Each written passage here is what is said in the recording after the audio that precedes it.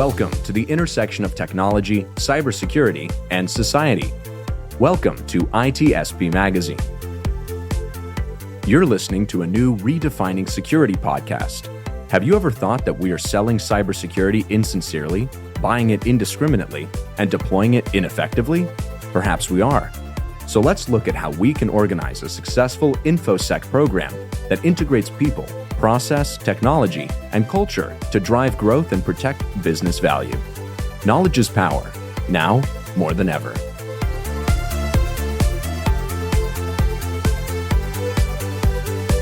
Imperva is the cybersecurity leader whose mission is to protect data and all paths to it with a suite of integrated application and data security solutions. Learn more at imperva.com. Asgardio by WSO2 is a developer-focused identity and access management solution. Offered as Identity as a Service, or IDaaS, Asgardio by WSO2 creates seamless login experiences to your apps in minutes.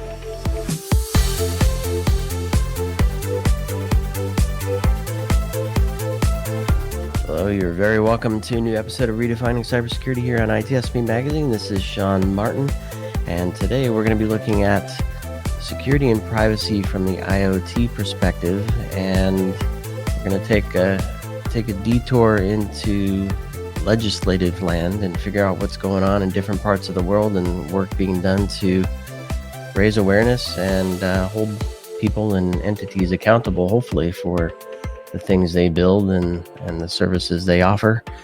And of course, I know enough to be just dangerous enough to be versed in this topic. Thankfully, I know a lot of people that are way more versed than me, and sometimes I connect with them through posts on social media. This one happens to come from a post that our guest David Rogers put together on LinkedIn, and there was a shout out to a mutual friend, Aaron Guzman, and I'm like, let's bring David on to talk about this topic, IoT security and privacy, with a specific focus on consumer stuff. David, thanks so much for joining today. Thanks, Sean, and glad to know that somebody reads my LinkedIn posts. I was the one. No, I think it got pretty good traction, but nonetheless, it's an important topic and one that I'm interested in, one that hopefully many are or should be interested in, and we're going to get into that. Before we do that, though, David, a few words about who you are, what you're up to, and perhaps what prompted that post. Thanks for having me on. And I've been involved in product security and what is now cybersecurity for a very, very long time. Started out in the semiconductor industry, ended up in the mobile industry, and did a lot of work on embedded system hacking and how people were breaking mobile phones. And that kind of naturally led to what is now sort of connected devices and product security as a discipline. I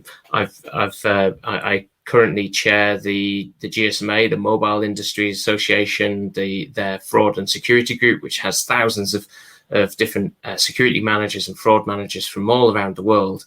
And we're having to deal with everything from all types of devices, whether it's enterprise, consumer, industrial, all connecting to the mobile network, and then all of the problems that go with that, everything from legacy through to new technology that is emerging. So it's quite a tough challenge.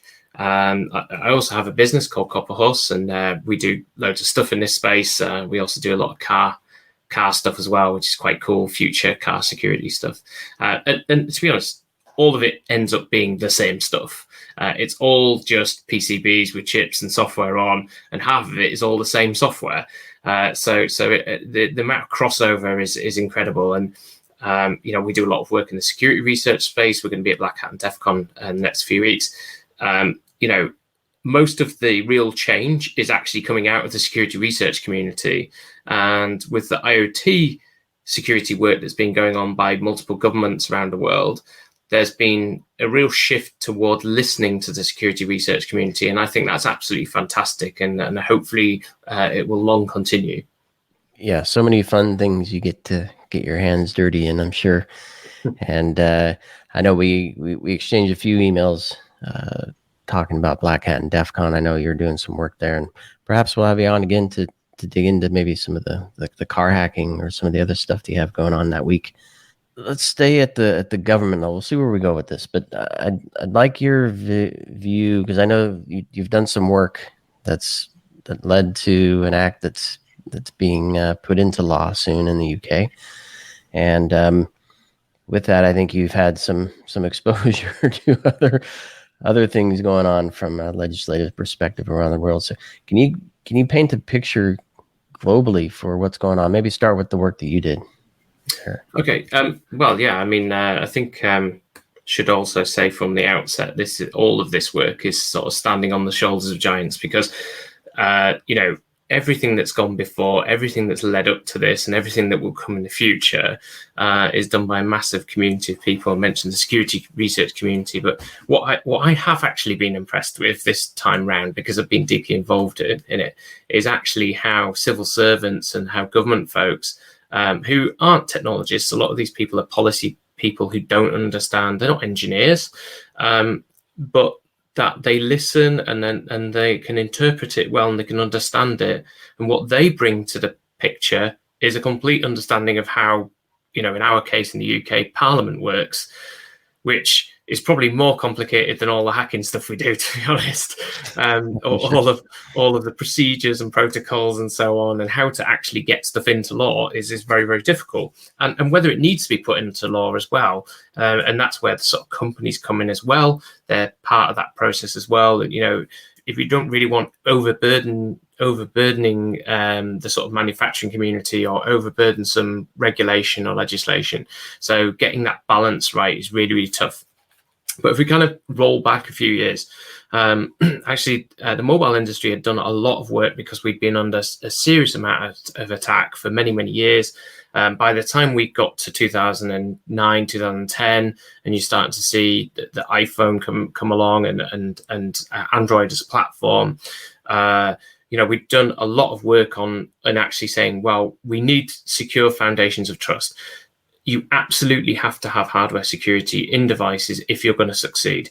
If you're going to deploy things like firmware updates, and you want to have a secure boot that you can rely upon, then you have to have somewhere that you can trust, a foundation of trust.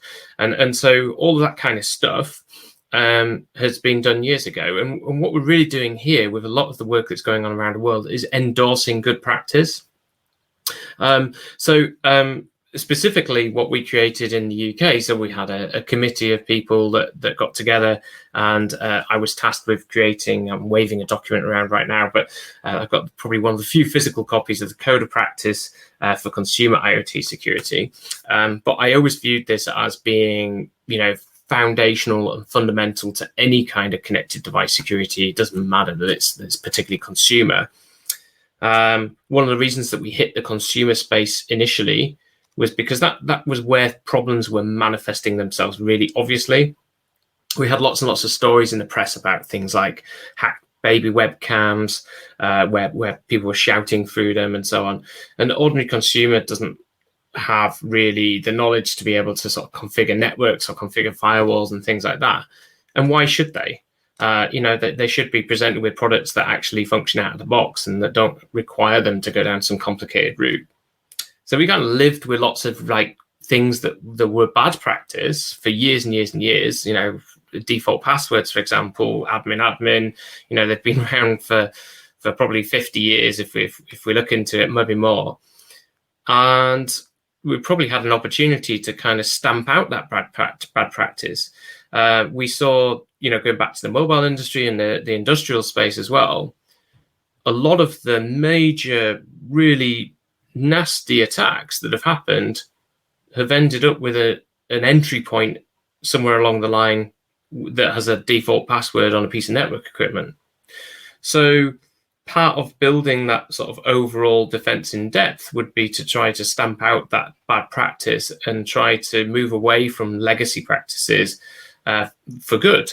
And actually, to be honest with you, I'd like to stamp out the password in general. We have other technologies available to us now that can provide alternatives.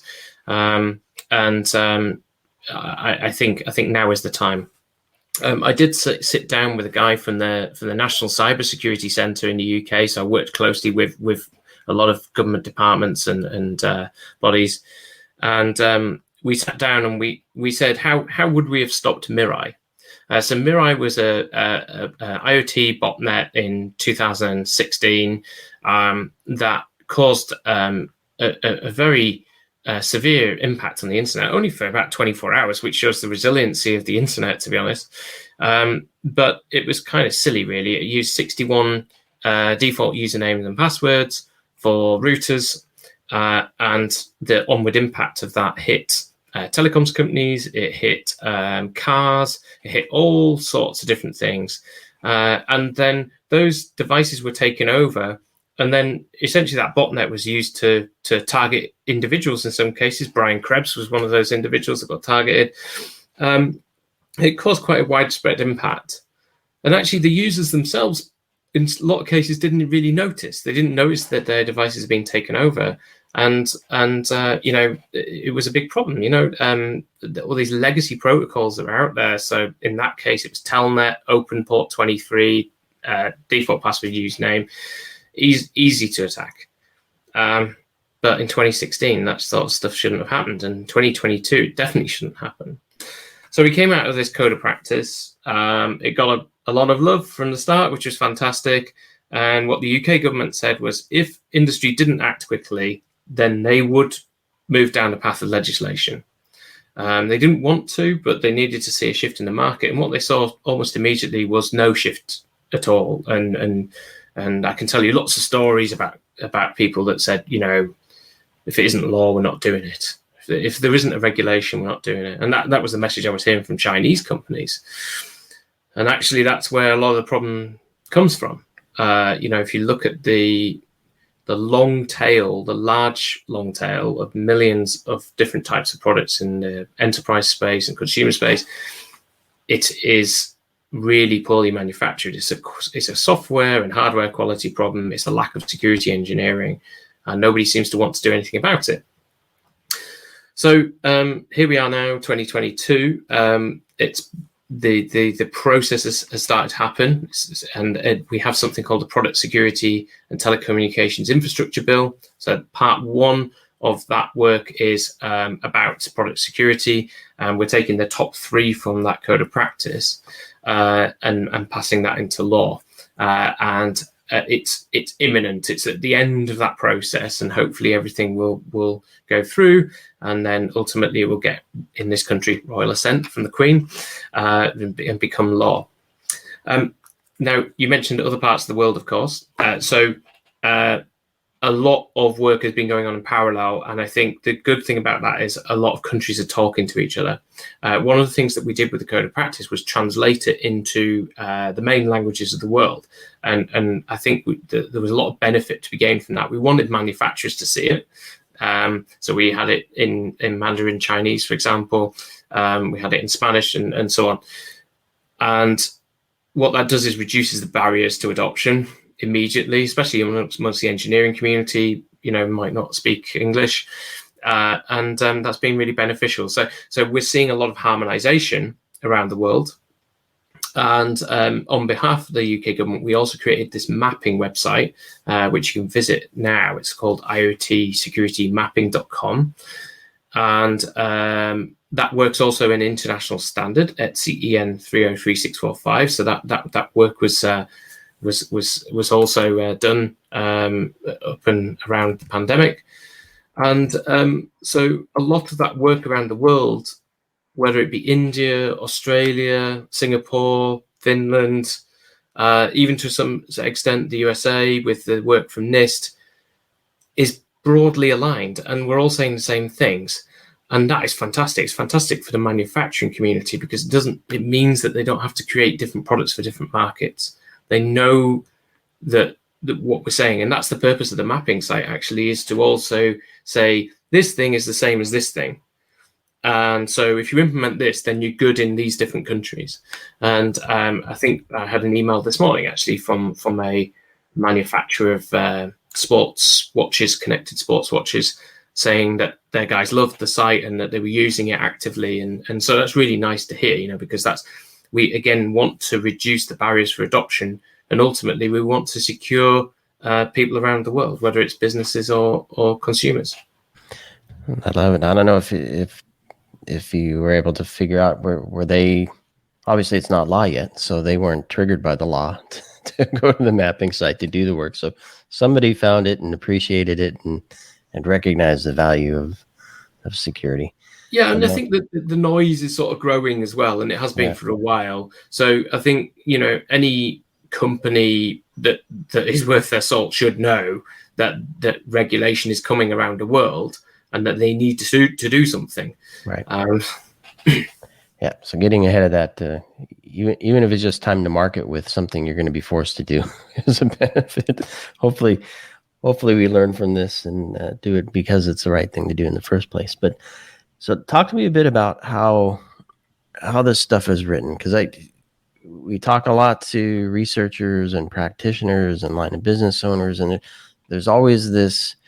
If you're hacking something, you're looking at it a certain way, and then when you find something, you have to translate what you found into what needs to be fixed, and the people fixing it don't always understand what you uncovered. Maybe some do, but even worse, when you bring it to the business, translating that into what it means to the business is difficult. Now, you talked about bringing something into law, which sounds like is a completely different way of looking at something. And so I'm wondering how that all comes together. Sounds like it started with the code of practice. So that was written for companies to do better, right?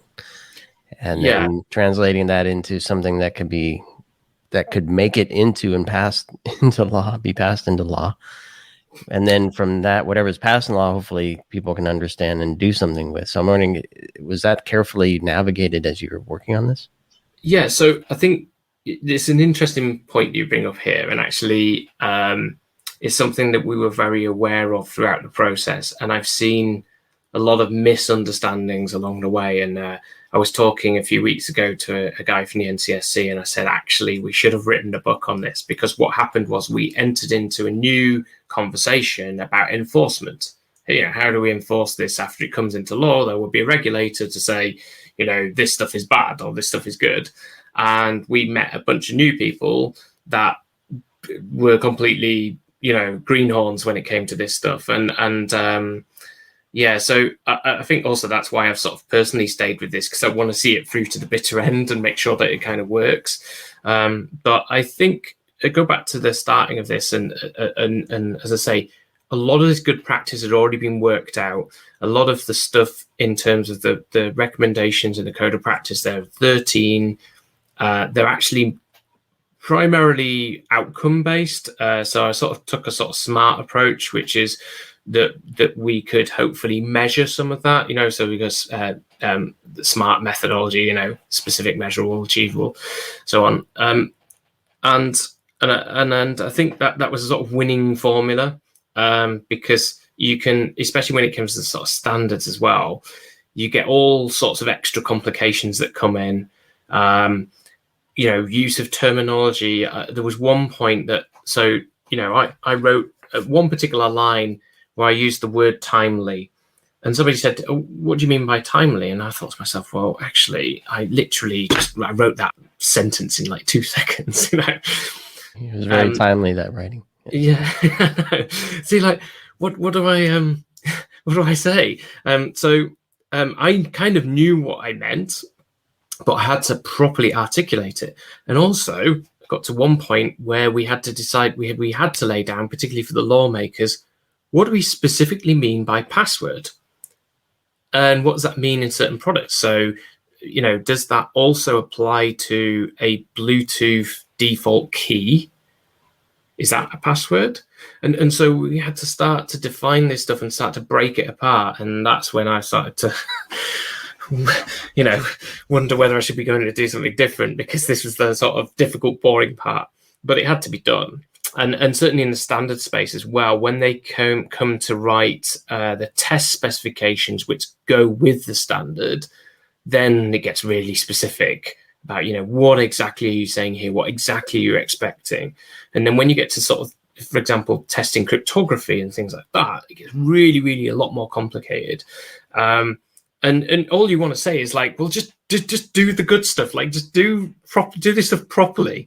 But actually, it really does have to be defined, because somebody somewhere has to go and test that thing and actually make a decision and say, yeah, that is a default password, and you haven't tried to game the system in any way, and I'm going to give this a pass or a fail.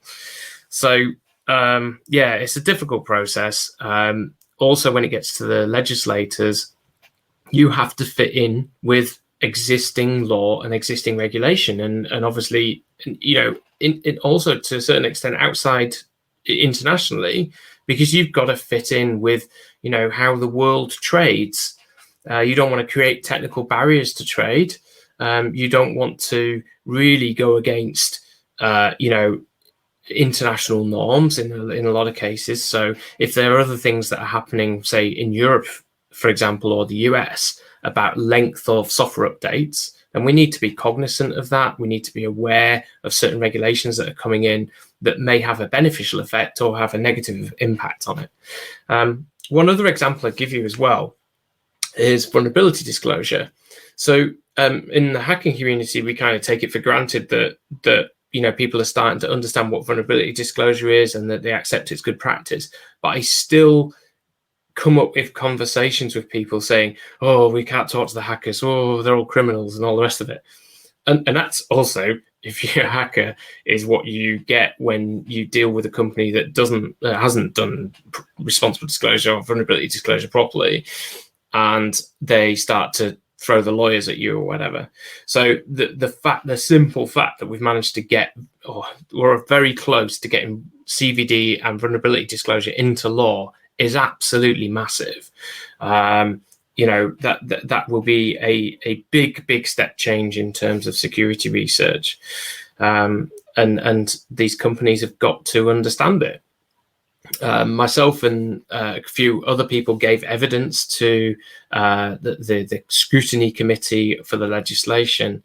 And one of the questions I got was from an industry body that said essentially that we couldn't do vulnerability disclosure as industry because that would lead to vulnerabilities being disclosed before they were fixed. And I was sat there, I didn't know what the question was in advance, but I was like, this is totally wrong. Like, this is either a deliberate misinterpretation of what CVD is because they don't want to do it, or they just don't get it. And both situations are really, really bad. Right. So thankfully, the politicians sort of overrode that, and hopefully I explained what CVD was properly. But it just shows that we have a lot of educating to do as well. And I hope that at the end of this process, maybe that's what's justifying it going into law, is that we just can't trust that we'll get it right as industry without some help, really, to say, no, you can't do these bad things because it's going to hurt people. And actually, there's a real safety risk coming down the road. And I think that's what's driving governments around the world. They see that the reliance on IoT in lots and lots of different ways could have a real detrimental economic and physical personal effect on their citizens, and they don't want to be on their watch when something goes really, really badly wrong and kills people, basically. Yeah, and you touched on so many points, so much to get right in terms of the balance between innovation and commerce and trade, and then privacy and security of the citizens, and your standing on the world stage compared to other ways that other countries operate. And I mean, so much to go into that. And then you came to the point of still some misunderstanding and education needed. And I'm wondering, do you have any insight? Is the law intended to be the education, or is there something wrapped around it to actually? Because if the education's the stick that comes down when somebody audits and checks and says, no, you didn't do it, Well, I think Kind of too I late think in it's the all system, part right? of the package, isn't it? So, Yeah. if we look at how this fits in with other initiatives around cybersecurity, and both in the US and the UK, we've got a lot of things going on around supply chain security, around telecom security, and network infrastructure security. It all ends up being one and the same thing ultimately. But of course, education is a big piece in that. And from the universities, we simply don't have the sort of pipeline. It's not big enough to be able to get enough people through for the need that we have. And there's lots of initiatives to how do we educate people in the workforce? How do we retrain people in the workforce as well? And I think there's lots and lots of different people that can play a part in that. Whether it's individuals or training institutions, there's a lot of reskilling to do, and a lot of bringing up to get to where we need to be. But I think for the people who do kind of understand where the problem areas are, and we have a lot of people that do, a lot of people who be at Black Hat and DEF CON who've come up not through any education system, that, there was no cybersecurity degrees or anything, but they're in positions now where they can change things. And as long as we're trusting those people to do the right thing, and that we can sort of head off major attacks in the future, but at the same time training people, then we might dodge the bullet. But we just got to stay the course. And, there are the other thing to mention here is that the government's recognizing this. So in the UK, we have the NCSC, the National Cybersecurity Centre, which has been a model for other countries. In the US, you have CISA and other parts of other agencies that do some fantastic work. Part of their role as well is to sort of glue all these different bits of government together to make sure that they're going the right direction, whether it be from EV chargers for cars, or industrial sites, or government communications, and they see the whole picture, and they have some fantastic, really incredibly intelligent people there as well. So they're a fantastic resource that each country can draw on to show them the way for the future. And so let's do our part here, David. Not that you haven't done your part already very, very well. So a lot of the listeners of this show are security practitioners. We get a lot of researchers, certainly security leaders, CISOs, and whatnot. What can we tell them to maybe, and we're going to include links to the mapping site and to the board. We've done the post certainly that prompted this and inspired this conversation. So once they look at those things that we share with them, what can you tell them to help them operationalize this? That's how I like to put it. And I don't know, maybe it's here. Can you highlight what the top 3 from the code of practice came bubbled up, and maybe what that means to a DevOps, SecOps program? Yeah, sure. And the first thing, obviously, is don't panic. I mean, it looks more complicated than it really is, but it's not.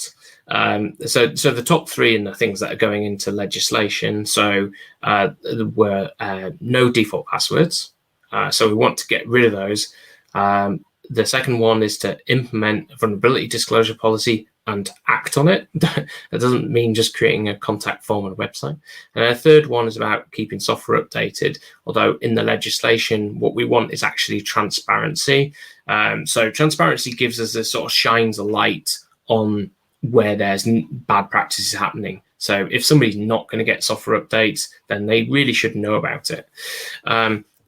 So let's start on those, and they were prioritized. If you look at those 13 items from the code of practice from the ETSI EN 33645, they were, in my view, and somebody at the NCSC's view, the sort of priority in which you should address these things. So and a lot of them for your CISOs and practitioners will seem obvious, things like communicating securely. But actually, anybody who's worked in an organization for long enough realizes that actually there's a lot of skeletons and closets, and there's a lot of bodies buried all over the building. And it's how we manage that legacy.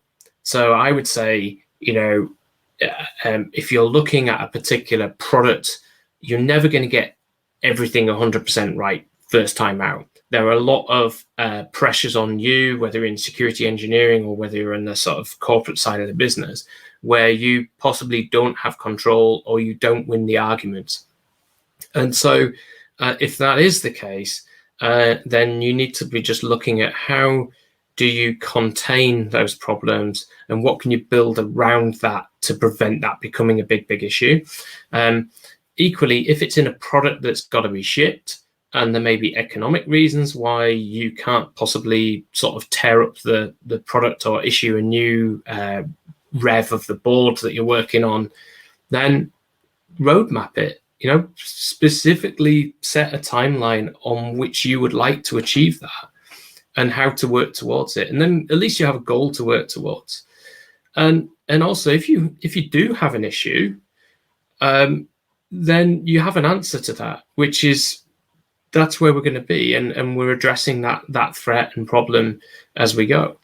But you have to be kind of faithful to what you want to do. And obviously, if you are going to ship, say, something without hardware security, then you have to accept that risk. All of what we do is about risk management.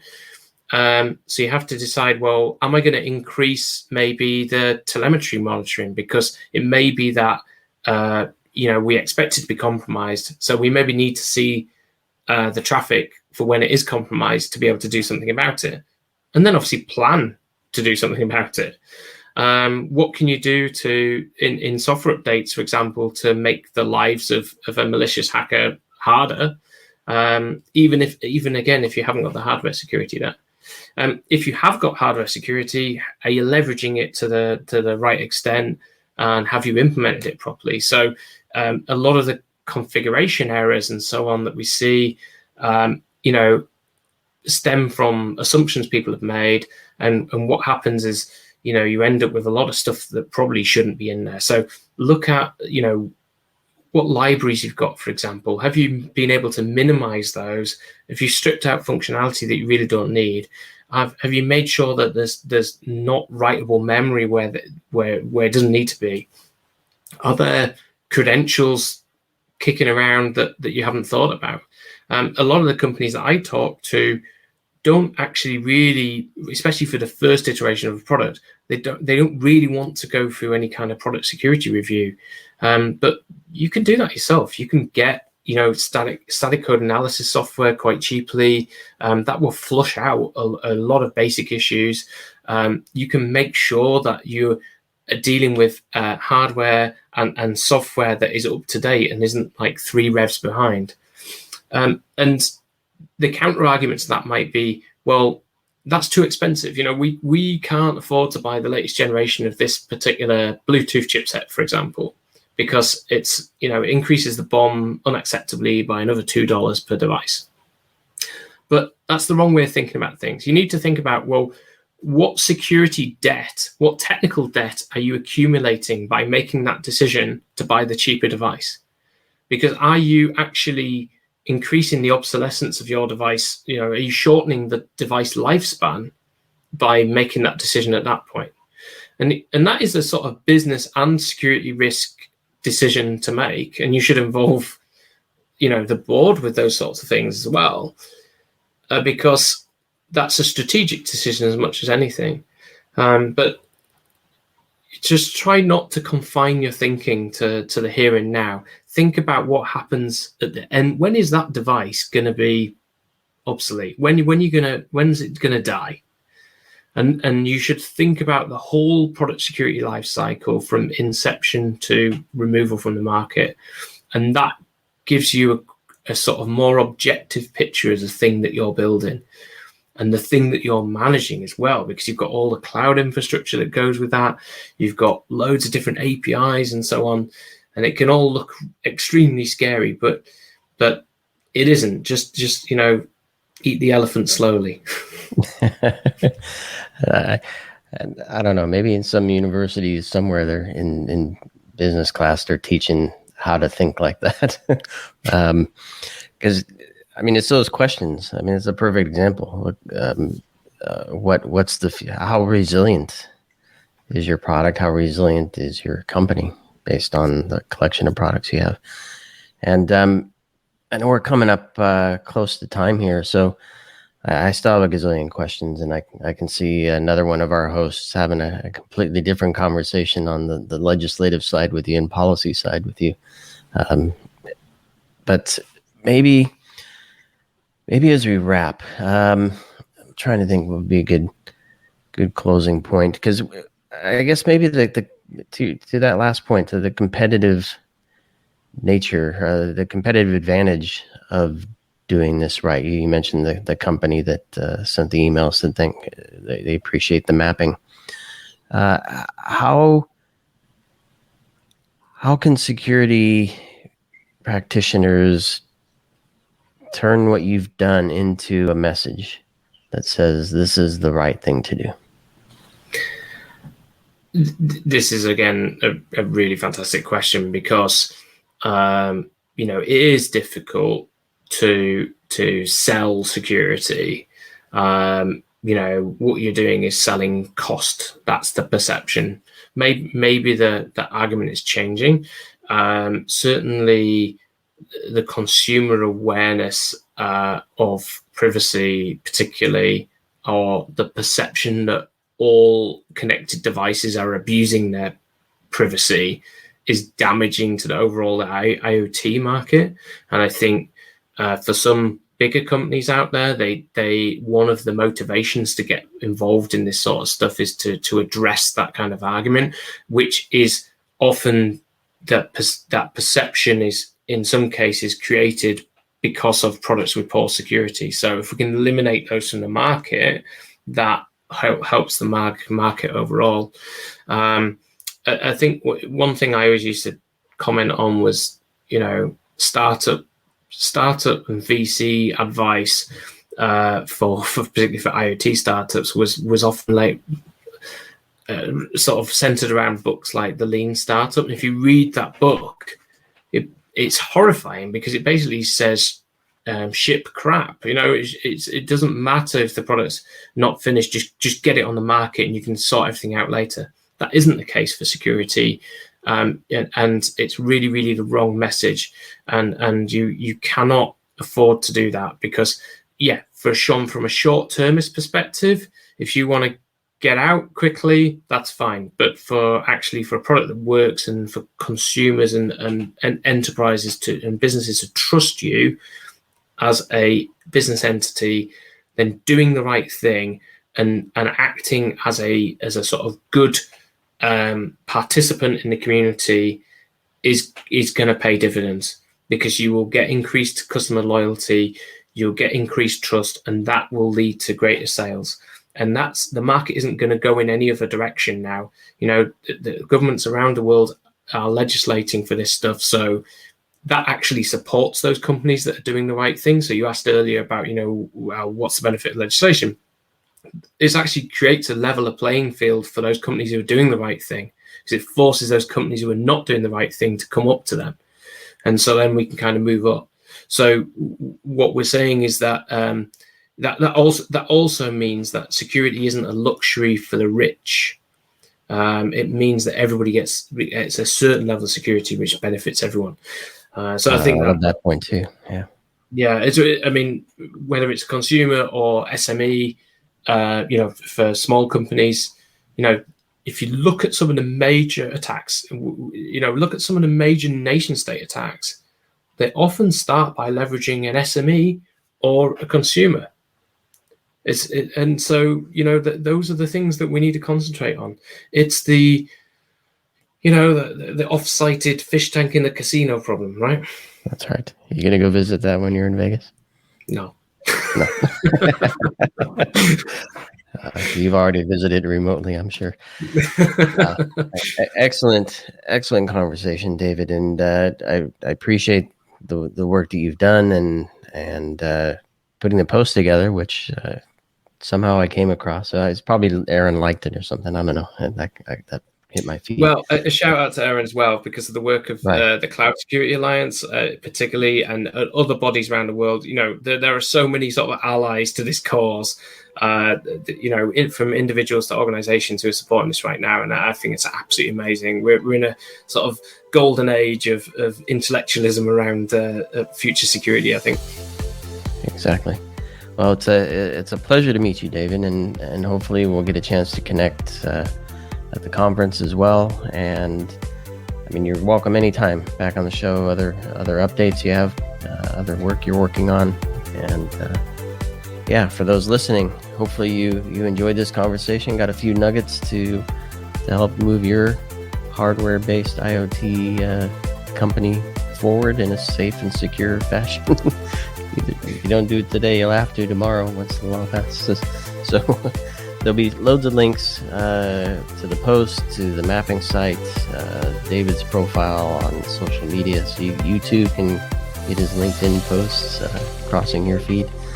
And thanks everybody for helping to continue to redefine cybersecurity and operationalize it in a way that makes business safer. So thanks again, David. Thanks, everyone.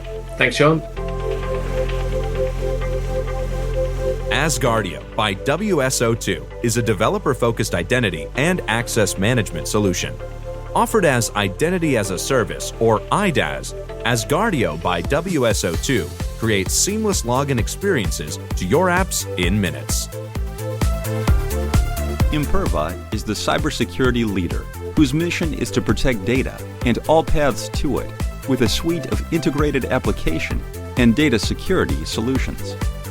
Learn more at imperva.com. We hope you enjoyed this episode of Redefining Security podcast. If you learned something new and this podcast made you think, then share itspmagazine.com with your friends, family, and colleagues.